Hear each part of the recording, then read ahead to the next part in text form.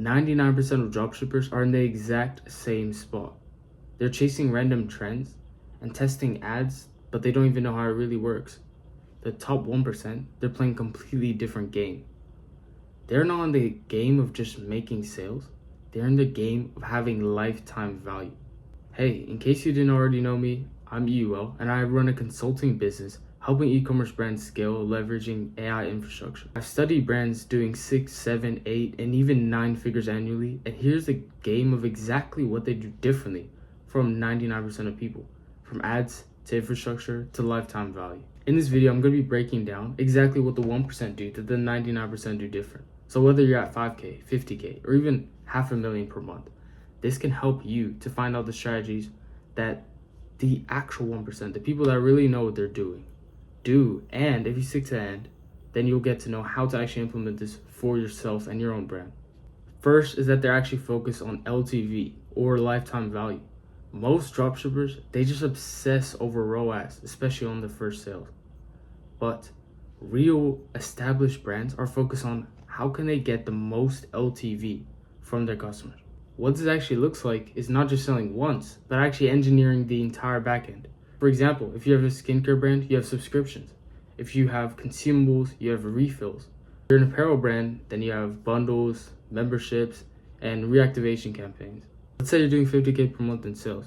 Imagine if 50% of your customer base every single month was literally sticking around for some sort of refill or some sort of deliverable that can be continued on and on again every single month. That's 25K per month in MRR, or monthly recurring revenue, that's going to your brand guaranteed without running more ads, without running more organic content, without literally getting one more extra sale. That's the difference between growth and sustainability. Because if your ad account gets banned, if something just drastic happens to your brand, you still have money coming in through the door. So you don't jump from 5K to 100K in sales and then back to 0 or 10K the next. The brands with back-end conversions survive. The rest, they just flatline. That's why the 1% are focused on conversions, but not just converting once, but converting continuously. Number 2 is that they iterate at every single stage. Most brands, they just test products like a lottery. They get a product, they test it, maybe get some sales. If it doesn't do well, then they just drop it off and move on to the next. But real established brands focus on optimizing and iterating at every single part of the stage of the product lifecycle. They understand the 4 stages of a product. Discovery, where you're introducing the product to the market. Validation, where you're testing audiences, hooks, and different angles. Domination, where you're focused on getting as much market share as you can compared to your competitors. And lastly, 4, repositioning, where you're adopting different messaging as fatigue hits. They don't test once. They literally can make 20 plus creatives per day just for the top of the funnel. That way, they're not just hitting one pain point, but they're hitting multiple. They're hitting all angles. And they're actually compelling to all sorts of different audiences in their niche. They also go deeper than just top of the funnel. They also optimize for middle of the funnel and bottom of the funnel ads whilst they're running their top of the funnel ads. So when somebody sees that top of the funnel ad, now they know about you or they know about your product, and then maybe they haven't bought yet. Then they get into the middle of the funnel and the bottom of the funnel ads, which is basically retargeting and maybe adding urgency, different offers, different angles to get people who are already aware of you and deeper in the funnel so that they can actually become customers. And if not, so that they can become, or if they already have bought, to become recurring customers. And this is where the cheapest audiences are. Your CPMs can be so low, you don't even know what to do with yourself, bro. All this extra money can go to better ad spend, where you're just optimizing for testing better creatives. And even beyond that, you can make a better product and hey man, you can buy a Birkin, bro. Number 3 is that they actually scale with infrastructure. Because at a certain point, scaling is not about just testing products. It's about building a system so that you can get repeat sales. And so you don't have to actually be working hard for every single sale, but it can come to you effortlessly 24/7. Here's what the top 1% build into their backend. Fulfillment pipelines that ship fast, are lean, and build trust. Pre-built creators and templates that can literally plug into any new offer. And automated flows that go across email, SMS, and upsell campaigns. Lastly, they have tracking dashboards to get all the important KPIs that you need to be focused on, like cost of acquisition, LTV, margins, etc. And they track this literally down to the cent. So they're not here guessing about what their margins are, what their ROAS is.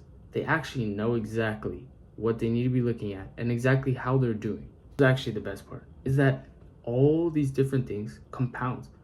One permanent conversion flow equals permanent money and permanent revenue that's going to you and that you can actually predict. You don't have to be guessing, oh, will I actually get another 10K month next month? Will I actually stay at consistent 50K? Because you know that a certain percentage of your buyers are staying with you every single month. So you have that bottom, you have that baseline where regardless of what happens with your new growth, you know that you can't fall down below this level. Still, this is the thing. Most dropshippers are playing checkers. They guess, they test, and nothing works out. 1% are playing chess with systems and strategies where they can build with intention. And they know that systems are the only way to actually scale a brand profitably and over a longer period of time than having a quick dropshipping product that you just scale over a week. If you want to play at that level, you need infrastructure. And that's exactly why I built HighKick, where we give you not just strategies, but we help you implement it. We implement AI infrastructure for you, so you don't have to be the one to deal with that. But you can focus on the most important parts of scale: LTV playbooks, creatives, organic content, team management, margins that just go through the roof, and you don't have to be a brand that makes a bunch of money on dashboards but nothing in their bank account. If you're a serious brand looking to scale to at least 100K per month within the next couple of months, then hit me up. Go to HighKick.biz, link in description, so that you can check out what we're doing. And if you are a working brand that is, again, serious about scaling, we open a limited number of seats every single month. So just be sure to check out what we're doing, book a call if you're interested, and let's get to work. As always, if you found any of this useful, then just drop a like, comment any type of topic you want, and I'll be sure to make a video on it. And of course, subscribe so that you can continue to get a bunch of value on e-commerce. But most of all, out of anything, actually apply the insights you gain, and don't just watch, but be someone that applies it. Because 99%, again, the reason why they're in that 99% is because they don't actually apply information. And information is not the only gap between you and your dream life, you and the 1%. It's execution. So just make sure to focus on that. And of course, have a good one.